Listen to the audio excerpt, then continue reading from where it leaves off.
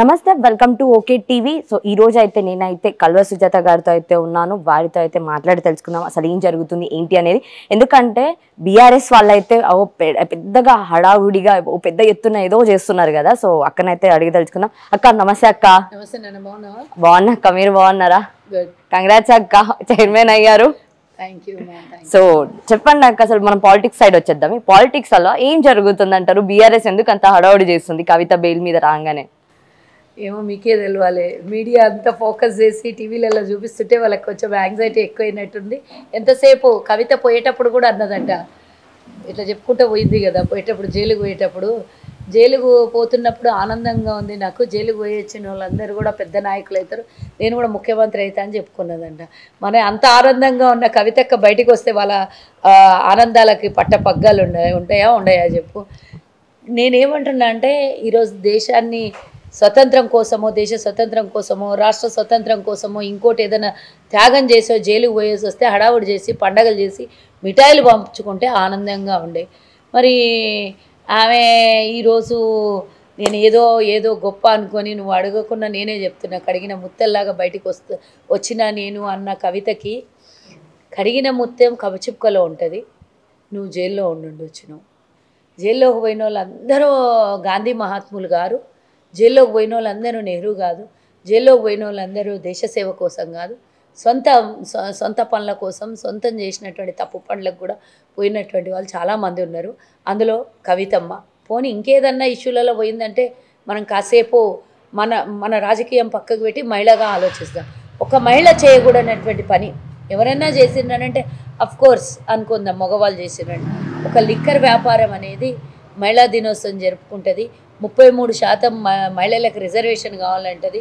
నేను గతంలో కూడా ఆమె జైలుకు పోకముందే అన్న, మహిళలకు రిజర్వేషన్ దేంట్లో కావాలమ్మా, లిక్కర్ వ్యాపారంలో కావాలన్నా ఇంకా దేంట్లో కావాలో ఒకసారి చెప్తే బాగుంటుందని నేను కవితమ్మకు ప్రశ్నించింటి.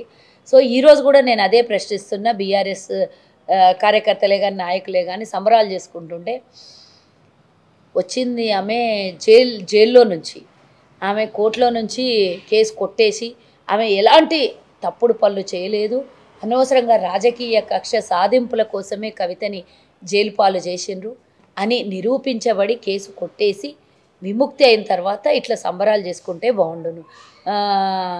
జైల్లో పోయేసి వచ్చినాక ఏదో పెద్ద ఘనకార్యం చేసి వచ్చిన వాళ్ళలాగా సన్మానాలు చేసుకుంటుర్రు, సత్కారాలు చేస్తుర్రు. నేనేమో కడిగిన ముత్తెల్లాగా వచ్చినా నీ తల్లి, తండ్రి కూడా పోయేటప్పుడు అదే మాట చెప్పి పోయినాక నా బిడ్డ కడిగిన ముత్తెల్లాగా వస్తుంది మళ్ళీ అని ఇవన్నీ చెప్పుకోవడం చూస్తుంటే కేవలం మీడియా హైప్ కోసమే. తను పోయేటప్పుడు కూడా చెప్పిందట కదా, నేను జైలుకు పోయినందుకు కాదు, నాది టీవీ ఛానళ్ళల్లో మీడియా ముంగల ప్రతి ఒక్కరు మాట్లాడుకుంటున్నారు, నా గురించి డిస్కషన్ చేయడమే నాకు ఇంపార్టెంట్, నేను జైలుకు పోయినా నేను సంతోషంగా ఉంది జైలుకు పోయినా అని చెప్పుకుంటుందంటే ఆఫ్కోర్స్ కవిత లాంటి వాళ్ళకి సంతోషంగానే ఉంటుంది, అక్కడ ఎలాంటి కష్టాలు ఉండవు కదా. అండ బీజేపీ ఉన్నప్పుడు వాళ్ళకి జైల్లో తిహార్ జైలుకు పోయినా, ఇంకో జైలుకు పోయినా, ఇంకేడికి పోయినా కూడా ఆమెకి ఆనందంగా అన్ని విధాల సకల సౌకర్యాలతో చూసుకునేటటువంటి బీజేపీ ప్రభుత్వం వాళ్ళకు ఉండంగా వాళ్ళకి ఎలాంటి ప్రాబ్లమ్స్ ఉండవు కదా. అదే కేజ్రీవాల్ అయితేనేమో అనారోగ్యం పాలైనా కూడా, ఆయనకి షుగర్ లెవెల్ తగ్గిపోయినా, బీపీ డౌన్ అయిపోయినా, అనారోగ్యం ఎంత గురైనా కూడా కక్ష సాధింపు చర్యలతోని ఆయన కనీసం ఆసుపత్రికి కూడా తరలించకుండా ఇబ్బందులు పెట్టినటువంటి దాఖలాలు మనం చూసినాం. అదే కవితకైతే ఇమీడియట్గా, అంటే ఒక మహిళగా దాని విషయంలో నేను తనను వ్యతిరేకించను, కానీ అందరికీ సమానమైనటువంటి న్యాయం కావాలి, అందరూ కూడా అదే స్థాయిలో పుట్టిన వాళ్ళు ఉంటారు, ఎవరు కూడా గాలికి వచ్చిన వాళ్ళు ఉండరు, ఎవరైనా తల్లి కడుపులో నుంచి పుట్టిన వాళ్ళు ఉంటారు. కాబట్టి ఒక్కసారి గమనించాల్సినటువంటి అవసరం ఉంది తెలంగాణ ప్రజలకు. నేను చెప్తున్నా, నేనైతే ఆ రోజు చెప్పినా, ఈరోజు చెప్పినా, రేపు చెప్తా, ఎల్లుండి కూడా చెప్తాను. నేను ఏమంటున్నా అంటే బీఆర్ఎస్ బీజేపీ లోపాయికార ఒప్పందాలు ఎప్పుడో కుదిరినాయి. ఒక పిల్ల అంటే కొడుకుకి సంబంధం చూడడానికి పిల్లని తీసుకొని ఎట్లా పోతారో అట్లా బీఆర్ఎస్ వాళ్ళు బీజేపీ వాళ్ళ దగ్గర పోయి సంబంధాలు కుదుర్చుకున్నారు. వాళ్ళ ఇంటికి వీళ్ళ అల్లుడు రూపంలోనో బిడ్డ రూపంలోనో పోయినరు. రేవంత్ రెడ్డి గారు కూడా చెప్పిండ్రు, కేసీఆర్కి గవర్నర్ పదవి, హరీష్ రావుకి పార్టీ అధ్యక్షత పదవి, కేటీఆర్కి కేంద్ర మంత్రి పదవి, ఇవన్నీ కూడా ఖరారు చేసుకునే ఆలోచనలో వాళ్ళు ఉన్నారు తప్పించి నిజంగానే బీజేపీ బీఆర్ఎస్ ఒప్పందం లేకుంటే కవిత అంత ఈజీగా 6.5 నెలల్లో బయటికి రాకుండే. మనీష్ సిసోడియా 16 నెలల నుంచి జైల్లో ముగ్గిన తర్వాత ఆయనకు బెయిల్ వచ్చింది. ఒక డిప్యూటీ సీఎంకు లేని విలువ ఒక మాజీ ముఖ్యమంత్రి బిడ్డకి ఇచ్చినారు అని అంటే ఒక్కసారి వాళ్ళ ఇద్దరి మధ్యన ఉన్నటువంటి సత్సంబంధాలు ఏంటో గుర్తించుకోవాలి. అంటే మీరు బీజేపీ అండ్ బీఆర్ఎస్ రెండు ఒకటే అంటున్నారు. ఒకవేళ ఆ రెండు ఒకటే అయితే కవిత ఇన్ని రోజులు కూడా ఉండాల్సిన అవసరం ఉండేది కాదేమో కదా అక్క. మంది చూడనికి జనాలు ఏమనుకుంటారు? పోయిన పోకముందు కూడా బీజేపీ మీదనే ఆరోపణ చేసింది కదా ప్రజలందరూ. ఎందుకు సొంత పార్టీలో ఉన్నటువంటి కొండ విశ్వేశ్వర రెడ్డి, ఈరోజు గెలిచి ఎంపీ అయిన కొండ విశ్వేశ్వర రెడ్డి, ఆనాడు బీజేపీలో ఉన్నటువంటి రాజగోపాల్ రెడ్డి, ఇంకా అందరు చాలామంది, ఈటెల రాజేందర్, వీళ్ళందరూ అన్నారు మాకు కూడా జనాలతో పాటు మాకు కూడా అనుమానం వస్తున్నది, వీళ్ళు ఈ కవితను అరెస్ట్ చేయకపోవటమే బీజేపీ చేస్తున్నటువంటి తప్పు పని, బీజేపీతో కేంద్రంలో వీళ్ళు ఒప్పందాలు కుదుర్చుకున్నారేమో అనే అనుమానాలని ప్రజలతో పాటు మాకు కూడా అని వాళ్ళే చెప్పారు. అఫ్ కోర్స్ ఈరోజు వాళ్ళు గెలిచి ఉండొచ్చు, కానీ వాళ్ళు చెప్పినటువంటి మాటనే మేము కూడా ఆ రోజు ముందు నుంచి అన్నాం. ఒకవేళ ఒప్పందాలు లేకపోయినట్టే 6.5 నెలల్లో బయటికి రాకపోతుండే. మనీష్ సిసోడియా ఎందుకుంటాడు, కవితమ్మ ఎందుకు బయటికి వస్తుంది, జనాలు ఏమనుకుంటారో, మళ్ళీ ప్రభుత్వం రాగానే వాళ్ళ ప్రభుత్వం ఏర్పడగానే కవిత బయటికి వస్తుంది అని. ఇంకొంతమంది ఏమనుకున్నారంటే ఎంబడే రిలీజ్ చేస్తే, మాలాంటి నాయకులందరూ కూడా అనుకున్నది ఏంటంటే ఎంబడే రిలీజ్ చేస్తే ప్రభుత్వం మీద మచ్చ వస్తుంది, కాస్త ఊరట కలిగించినాక ప్రజలందరూ రిలాక్స్ అయినాక అప్పుడు రిలీజ్ చేస్తే ఇది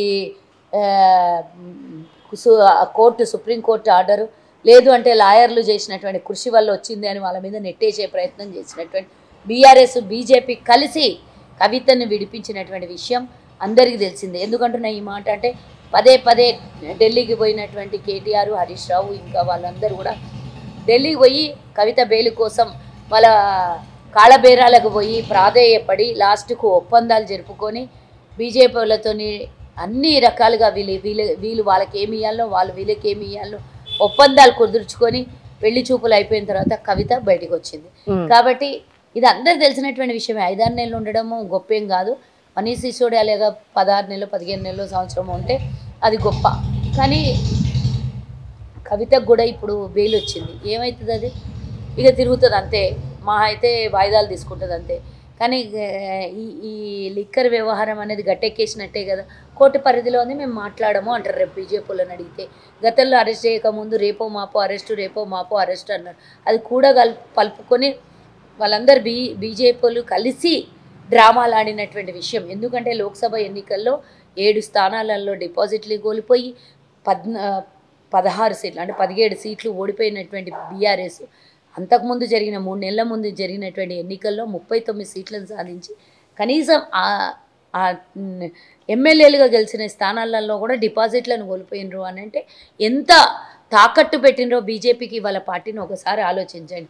ఇక మిగిలిందల్లా బీఆర్ఎస్ బీజేపీలో విలీనం కావడం తప్పించి ఇంకోట్లేదు.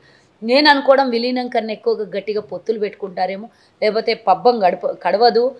కేంద్రంలో బీజేపీ అధికారంలో ఉంది, మాట్లాడితే ఈడీ సిబిఐ దాడులు అంటది కాబట్టి అవన్నిటికీ ఒప్పందాలు కుదిరిండొచ్చు.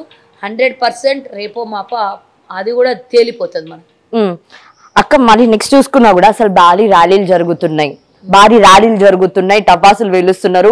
కవితకు వచ్చింది ఆన్సర్ చెప్పిన, నేనేం చెప్పినా ఆమె ఏమి దేశం కోసము జైలు పోలేదు, దేశ ప్రజల కోసం పోలేదు, విదేశాలతో పోరాటం చేసి చేసి చేసి చేసి విదేశీయులు అరెస్ట్ చేస్తే జైల్లో పెడితే దేశానికి విముక్తి అయ్యి దేశానికి వచ్చినటువంటి నేత కాదు. పోనీ 10 మంది కోసం మంచి పని చేసి జైలుకు పోయినామే కాదు, మహిళల కోసం పోరాటం చేసి దేశం నడిబొడ్డు లోపల 33% రిజర్వేషన్ కావాలని ఆ రోజు ఆమె మీద ఆరోపణ రాగానే అడొక నిరాహార దీక్ష తీసింది అంతే. దాని తర్వాత కంటిన్యూగా ధర్నాలు చేసి లేదు అనంటే కేంద్రం మీద గట్టిగా పోరాటం చేసి నడి రోడ్డు మీద కూర్చొని జైలుకు పోయినామే కాదు.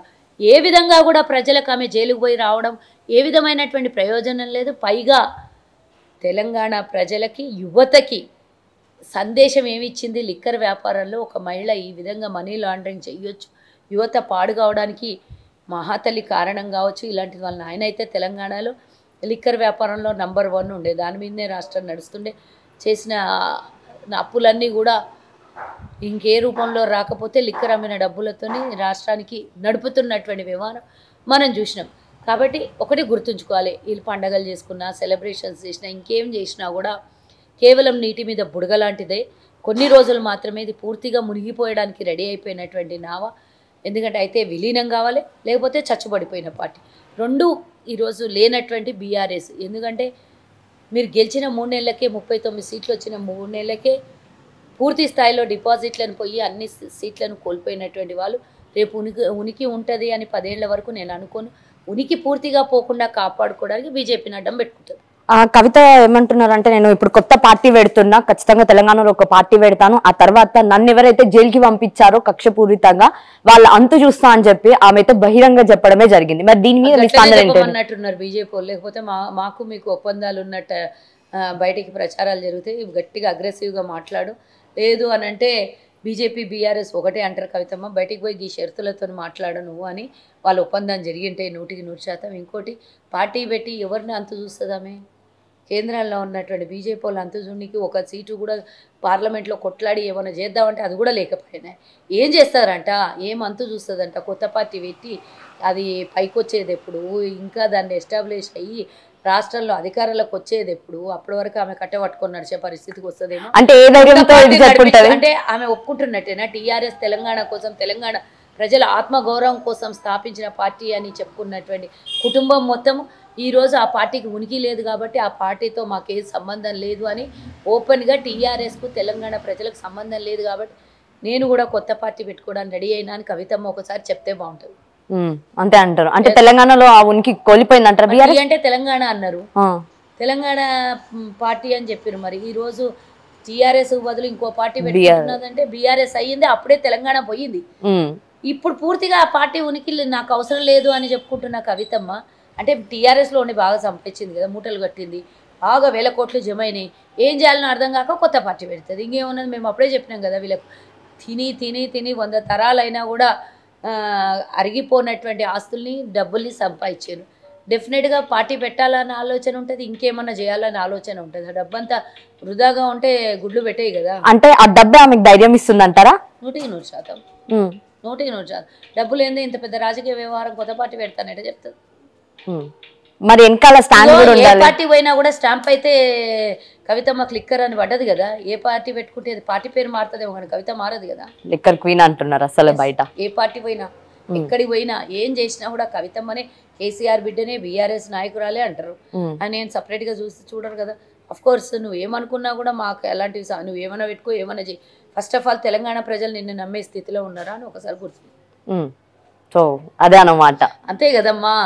కవితమ్మ గురించి ఒక మహిళగా నేను ఇష్టం వచ్చినట్లు తిట్టకున్నా కూడా ఒక లిక్కర్ వ్యాపారం మహిళ అందులో భాగస్వామ్యమై ఈరోజు దాని విషయంలో జైలుకు పోయింది అని అంటే తండ్రి బిడ్డ తప్ప ఇంకెవరు కానరాకుండా ఉన్న తండ్రి బిడ్డను మొగరాయిడ్లాగా పెంచిండా, లేకపోతే ఏమి చేసినా నా బిడ్డకు అదుపు లేదు అని పెంచిండా, ఏమో నాకు తెలియదు. కానీ మొత్తానికైతే తెలంగాణ పరువు అయితే తీసేసిందా.